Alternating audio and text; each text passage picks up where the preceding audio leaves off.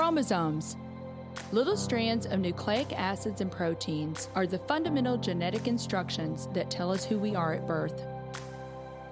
Most people are born with 46 chromosomes, but each year in the United States, about 6,000 people are born with an extra chromosome, making them a person with Down syndrome. If you've ever encountered someone with Down syndrome, you know that they are some of the kindest, most joyful people you will ever meet. They truly have something extra. My name is Lisa Nichols, and I have spent the last 24 years as both the CEO of Technology Partners and as the mother to Allie. Allie has something extra in every sense of the word. I have been blessed to be by her side as she impacts everyone she meets. Through these two important roles as CEO and mother to Allie, I have witnessed countless life lessons that have fundamentally changed the way I look at the world. While you may not have an extra chromosome, every leader has something extra that defines who you are. Join me as I explore the something extra in leaders from all walks of life and discover how that difference in each of them has made a difference in their companies, their families, their communities, and in themselves.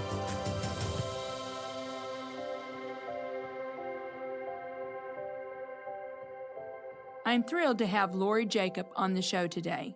Lori is the president and CEO of Junior Achievement of Greater St. Louis.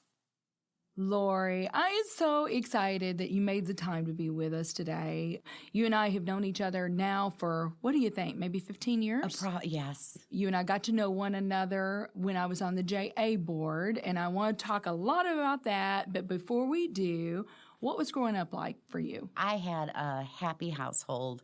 Lived with my mom and dad and my sister. It was a low-income area. The house across the street was condemned, but we didn't know any better. It was a 700-square-foot home, one bathroom, and, you look back today, but it was a beautiful family, and I was raised very well by my parents. So did you have jobs when you were a young woman, and what did you do, like, in terms of education and that sort of thing? So growing up, I got a job, actually, I think I was 15 years old at a bowling alley in the snack bar. I still today can make a mean patty melt, just for the record. But I may take you up on that. So I worked in a bowling alley, and then I got a job in a clothing store. It was a one-of-a-kind clothing store, which is fascinating for me, and I learned a lot through that as well. And was that here in St. Louis? It was. It was. Okay. So did you spend all your paycheck on clothes? Actually, of all my friends, I'm the one who always had money. Really? Because I worked the job. No, I didn't spend it all on that. I saved it up. Oh, well, you knew about financial literacy before financial literacy was cool, right? Well, my mom was a banker, so. Okay, there you go. There you go. So transitioning, what I really want to get into is you have had quite an illustrious career at a fabulous organization, Junior Achievement. But you started there when you were, I think, 19. Were you 19 or 20 years old? Right there. Lori? Right there, yeah. What was the role that they brought you in I for? was a program manager. So when I first started with Junior Achievement, my job was to go meet with people and ask them, would you be willing to have some of your team members volunteer for Junior Achievement during the workday? And would you provide $400 to Junior Achievement to pay for that class? And all my friends, family, everyone told me I was absolutely nuts because nobody out there would be interested in doing that. And I loved it. People are amazing here in St. Louis. And I was this little kid sitting in front of a lot of people, and I kept getting yes after yes after yes. And then my passion just kept growing stronger and stronger for the organization, the impact that we have, and the people we work with. Well, you must have had your elevator pitch and your value proposition down to a science to get so many yeses. At the time, I had a speech memorized, but I don't anymore. Right. So I love Junior Achievement, but for our listeners out there that have no idea, what does Junior Achievement hope to accomplish? I'm thrilled you asked that question because I think there's a perception out there that Junior Achievement's a nice to have, but we're a must have because we are making a difference in lives and our economy. With Junior Achievement, we reach kids every grade level, which is so incredibly important. So we're helping these young people throughout their whole entire K-12 education have information on work readiness, entrepreneurship, and financial literacy. So that being part of their education throughout once they're out of high school, they are in a position to be better managers of their life. How many students did you reach this last year? Over 171,000. Incredible. 171,000 students have gone through. And it's because of the volunteers that we have, over 8,000 volunteers. It doesn't work without the volunteers, does it, Lori? I mean, obviously you need the financial resources, but you also need human capital to make it work. And I do know that there are most of the majors, if not all the majors in St. Louis, are involved in JA. So some of those companies are Emerson, MasterCard, Technology Bear, Partners. Technology Partners. Yes, Bear is a huge supporter. Centene. We have many, many companies and individuals engaged with junior achievement. And it's fun to see their passion grow about what we're doing, because the more you're involved, the more you see the impact that is taking place with these lives. Well, I know that there was Mahendra Gupta, Dr. Gupta, right, at WashU, helped with an impact study. Can you dive into that a little bit, Lori? Because I think that's really important to look at those analytics and those stats to really show that, yes, this is not just a nice to have, this is a must have. Yes, so this study came out, and it's on our website. The full detailed report and executive summary is on our website. The stats align with societal issues, how we are helping with shifting in poverty from low income to middle and upper, educational attainment, getting a job and earning a living. And statistically, 68% of our JA alumni in this study that was conducted have a bachelor's degree or higher. And of our JA alumni, 31% had an advanced degree. And 97% of our alumni have at least a GED, high school diploma, or higher. So educational attainment, we are higher than the general population, even right here in our community, which is awesome. And when the study was conducted, 1 out of every 3 of our alumni said they ended up working in the same field as their JA volunteer. Isn't that interesting? Our volunteers teaching today, I know for a fact, will never realize how much of an impact. They have in their lives. Even one sentence, one thing, one educational piece that they share with the students is lasting. It stays with them. So we're finding that in our impact report with our JA alumni. So there's all kinds of ways that JA is delivered. Sometimes there's the JA in a day. Right. Then sometimes it's over the course of several weeks. Right. But, you know, what I love about the JA is that you guys have worked so hard on the curriculum. So a volunteer may say, well, I can't teach that. I don't know about such and such. You guys make it really easy, though, don't you, Lori? We do. We provide the material, the training for all of our volunteers, give them tips, don't park in this certain spot if you're teaching at the end of the day because a bus is going to block you in for a while. Little things like that. And they get to learn a lot about the students they're working with in the classroom as well. And you're working all over the city, yes, right? I mean, so it's county, but then also some more disadvantaged areas that I would call. That was our heart always to go in. But the JA in a day, what would that look like for a company that would want to get involved? Oh, fantastic. So our JA in a day is very popular. A business would adopt a school, and we are in 832 schools right now. So we would adopt a school, and that business would recruit enough volunteers to teach every student in that school. So the school shuts down, and it's JA day. So all the volunteers would come in the morning. Students would come escort them to the classroom. They would teach for the full day and wrap up, and we have lunches. There's breaks, so the volunteers get a lunch in between, and they'll come to the lounge and sit down and have a lunch.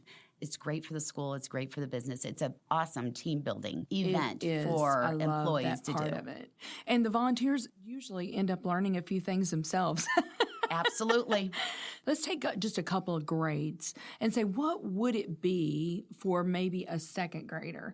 And I'll give you a little hint. The second grader is the donuts. So they run a donut shop. Give a few little details what that would look like, a second grader, and then maybe pick another grade. Sure. Okay, second grade, the students learn about money and how money flows throughout our economy. It makes sense to them the way we do it. The donuts, what they're doing is learning about mass production, unit production, quality control with that. We start them at a very young age. Kindergarten, my goodness, we're teaching them about saving money. And all the students actually get a bank to start saving money. We had a fourth grade student share with us that since she was in junior achievement in fourth grade, she goes, since I had junior achievement, I saved $43.81. And she was so proud of it. But it's a great tool for students to have to be prepared for that and start saving. All kinds of programs in third grade. And my goodness, this is so fun to do this activity. So the students learn about different businesses in the community. And there's an empty shop right here. It's funny because I do this with my kids when they were growing up. I would ask them this question. Here's an empty business right here. What would you put there? What kind of business would succeed right in this area? So the students have a choice if it's a pet store, if it's an ice cream store, or I can't remember the third one, but they have a choice. And it's amazing how these young minds work. They're brilliant, and they will say, it should be a pet store because there's a big window. There's a park right here. People who love animals come to the park. They will see them right there. I mean, they are very logical in their thinking. Yes. Creative minds. Critical thinking skills, even at a young age. Yeah. Then we move up into, the economy, job interviews. The wrong way to do a job interview. I don't know if anybody out there has interviewed somebody where you're looking at them going, they have not had junior achievement. Right. But it does happen. And there's even individuals who finish college who are not trained or skilled on, the things that you do or don't do on a job interview. Sure. And then careers, exploring careers, learning about so them. Important. Doing some things, job shadowing, career fairs. It's a huge, beautiful package that we have that makes it work. So I want to share a story with you. I was on the airplane, sat next to this guy, and he wanted to talk. He looked at me, he goes, junior achievement, he goes, what do you teach high school kids when it comes to managing money? I said, well, I'm going to give you an analogy. Let's take a professional baseball player. Probably started training and starting playing baseball in maybe first grade, second grade, third grade. Every year had a different trainer along the way, a lot of time invested in it. And I'm like, that's who junior achievement is. We start in kindergarten. And it's that whole series. We have different volunteers that they work with every grade level. We don't just start in high school. It's that whole series of education that builds up to it. And that's why junior achievement works, is because we've had this built into their education system. This guy sitting next to me shook his head. He goes, I cannot believe you used a baseball analogy.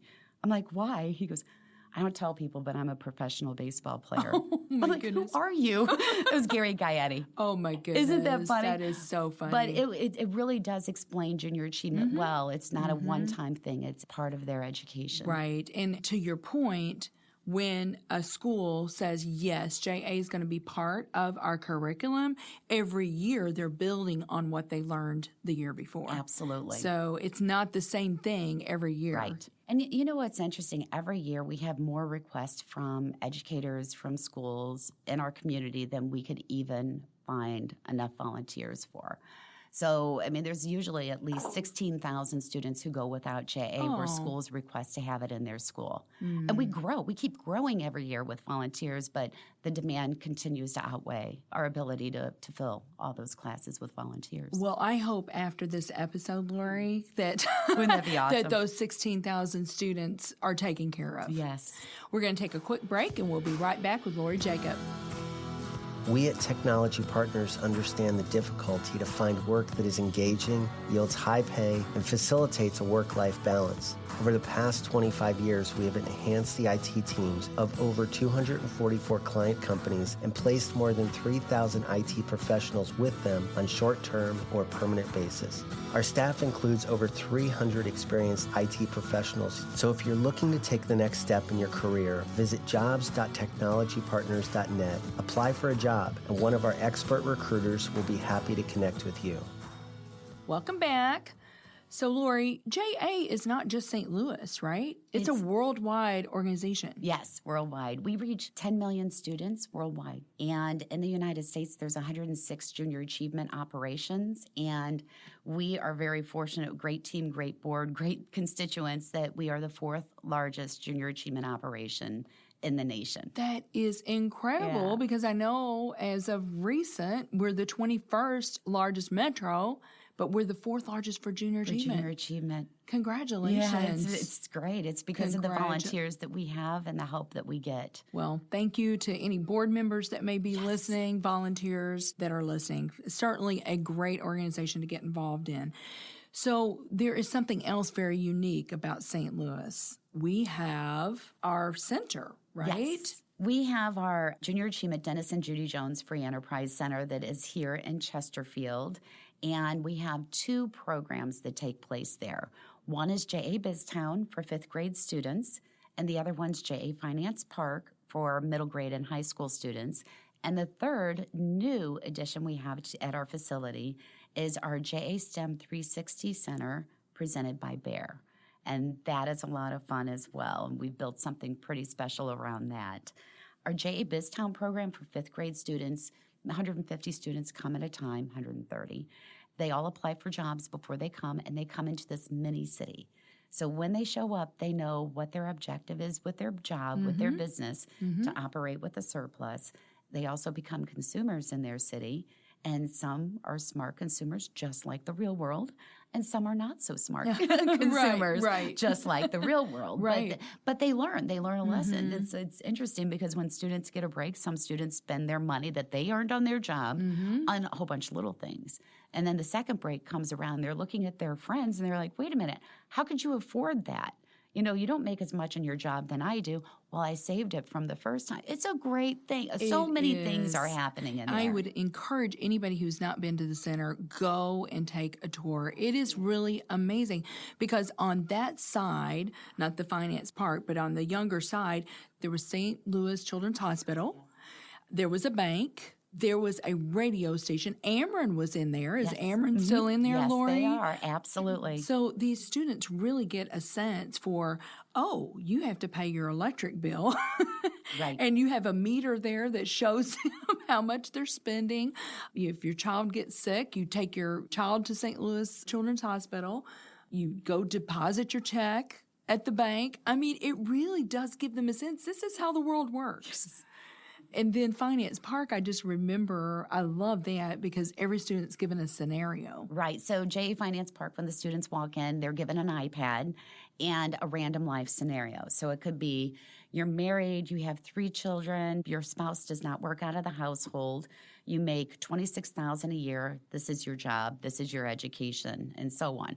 Or you're single, you make $90,000 a year, and this is your job.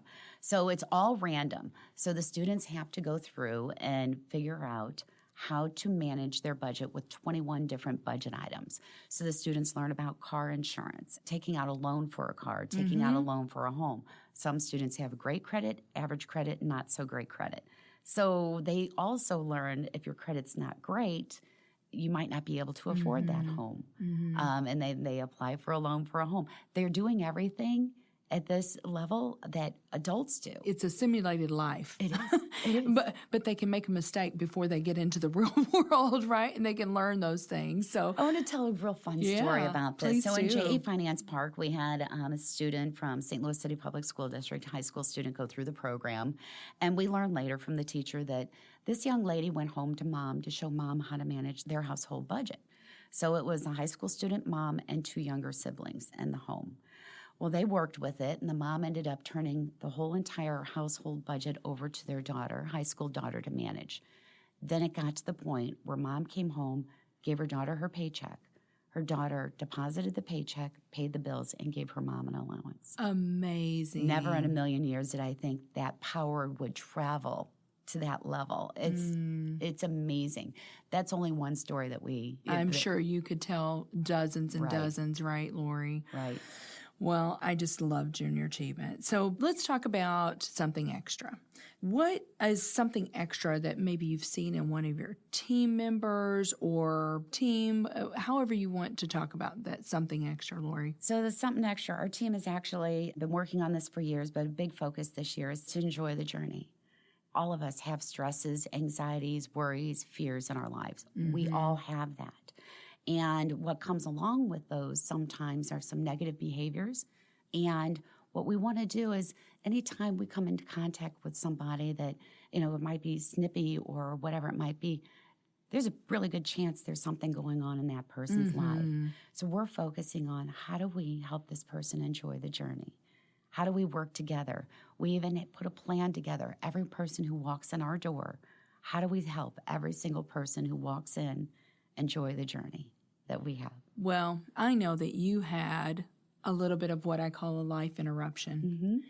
Lori, do you want to dive into that just a little bit? Let's just tell the listeners, you had a little bend in the road a few years ago. So, yeah, the end of 2014, I had a lump way inside my ear for a long, long, long time.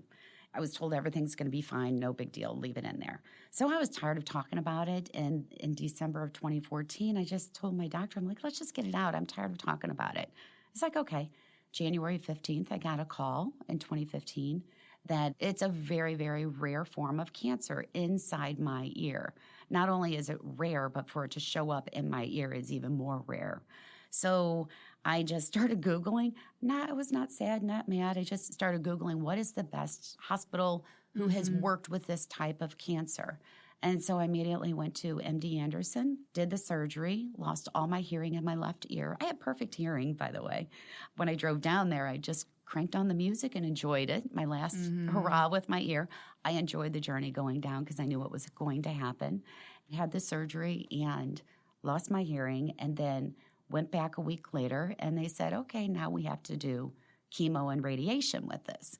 So after I went back, I get on the airplane, and I'm sitting there, and this cabin door closes. This woman comes in from the very back of the plane, sits right next to me. And I look over at her, and she pulls out a Bible study lesson.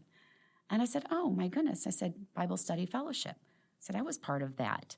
And we just started talking. She said she comes to Houston every 3 years. And she looked at me, and she goes, why are you here? And I said, just a little something with my ear. And she goes, is your mom's name Blanche? And I said, what? Okay, at this point, the only people who knew I had cancer were my husband and my mom and dad. My kids didn't even know what was going on at that point. And I said, what? And she goes, is your mom's name Blanche? I said, yes. And she goes, I've been praying for you for the last 2 weeks. Oh, in Houston on an airplane, this stranger sitting next to me. And she's been praying for me. I mean, that was a God thing for me. Right. It was, so I was always okay with what I was going through. My mom was not. But my mom happened to tell somebody in Bible study Please what pray was for my going daughter. on because my mom was not doing well with it. So when I got off the plane, I let my mom know. And from that point on, she had the faith that I had. We're going to be okay. So I was living there for a couple of months and chemo, radiation. And there's 2 ways you could take this. You could be miserable, or you could do, I'm still alive. I'm still here. So I was going to do everything in my power to enjoy my journey. I would have 10, 12-hour days on Wednesdays. I would come back to the apartment, change clothes, jog 3 miles to this little place called the Gorgeous Gale, have a beer and a soup. And I thought it was okay to jog back. No, you don't have a beer and soup and jog back. So I Ubered back or walked back. But I was trying to find ways to enjoy my journey. I changed my radiation time to the first one in the morning, got there, turn on all the lights. They have beautiful photos up in the wall, but they don't turn the light boxes on, so they really make the room special. I went in myself. I found the coffee people. I told them to come down, And so I got to talk to a lot of people and got to know them going through that. Right. And I know you told me stories about how you would sit next to somebody and because you were going through it. I read something recently, Lori, and I love this. It's like whatever it is that you're going through right now, whatever hardship you're going through right now is going to be someone else's survival guide in the future. Wow. Isn't that terrific? That is terrific. And so that's exactly, so now you're able to truly be empathetic with people that are going through something similar. I met a gentleman there with his 20-year-old daughter. And we talked a little bit. And it's interesting because sometimes strangers won't talk to anybody else about stuff, but they'll talk to a stranger about it. So his daughter went off into the restroom, and he looked at me and he said, I am a doctor. I am a surgeon. And I can't even take care of my daughter. I can't even fix her. I mean, he needed to talk too. And it's just, people are wonderful. They're beautiful. Even if they're snippy or grumpy, there's something going on. Let's help them enjoy the journey. That's right. That's right. I love that perspective. Yeah. Thank you, Lori. Well, what is the something extra that everyone needs probably to enjoy the journey? Yes. right? Yes, and not sweat the little stuff. I mean, sometimes when I sit there and I have a fear and I have this, we have real stuff going on in our lives. People have real challenges, financial, job, health, family health. I mean, it's all there. But anything we could do to make our lives feel great and enjoy and help others would be wonderful. The JA president in Cedar Rapids called me yesterday morning. She goes, Lori, I know your theme that you have in your office and how passionate you are about this. She's going through some severe medical issues herself, and both of her parents, the same. She called me up yesterday morning. She goes, I woke up this morning, and in my mind, I thought, today I'm going to enjoy my journey. And she goes, I had to call and tell you that. We all have stuff, but let's help each other out because people are wonderful. They really, really are. Well, do you have anything that's exciting that's coming up that our listeners need to know about? I know you do. Yes. We have a Junior Achievement Business Hall of Fame event coming up in May of 2020, May 7th. And we are going to induct 2 amazing individuals from our community into the Hall of Fame. We have Gene Toombs, MyTech, and Bob Chapman, Barry Waymuller. So we have 2 individuals who are very deserving of this honor. Mm-hmm. And our chair for the event is Diane Sullivan. Wonderful. With Caleres. Yes. Good. We have a lot of great things that's happening with that. One of the best pieces of the show is we have kids MC the event. They're amazing. They are so amazing. Oh, when they start out with us, and some of them are so quiet and shy and they've never really spoken in front of a group, when they get on stage that night, they're dynamic. Come alive, right? Yeah, it's far more interesting to watch, the kids. And the kids are a big part of how we get to honor these individuals who are being inducted into our Hall of Fame. Well, it's what it's all about, right? It is. It's the kids and the students. So does this happen every 2 years? Every year that you're inducting someone into the Hall of Fame? Mm-hmm. How many leaders have you now inducted into that Hall of Fame, Lori? We have a little over 40 right now, individuals who have been inducted into our Hall of Fame. Since 2012, we have 10 individuals from our community. So if our listener wanted to get involved in that Hall of Fame, what would they do? They could email me directly, okay. ljacob@jastl.org. Or our website, jastl.org. All my information is on there as well. But absolutely interested in talking with more people who want to feel really good about making a difference and being involved with junior achievement. Not only does it feel good at the moment, but when you look at our impact stats, you know that long-term, it's making a difference. It's time well invested. And it's important to me that young people have the ability to shift out of poverty, that there are options that they could explore and move into middle and upper income households from the low income. And so we need these people from the community, these volunteers to show up, to show them that, hey, this is possible and anything's possible. Well, very good. Well, Lori, this has just been so much fun. Thank you so much for making the time. And I really, really hope our listeners come and visit you at the center. Absolutely. Would love to have them. Thank you, Lisa. Thank you for listening to today's show. Something Extra with Lisa Nichols is a Technology Partners production. Copyright Technology Partners, Inc., 2019. For show notes or to reach Lisa, visit tpi.co/podcast. Don't forget to leave a review on Apple Podcasts, Google Play, or wherever you listen.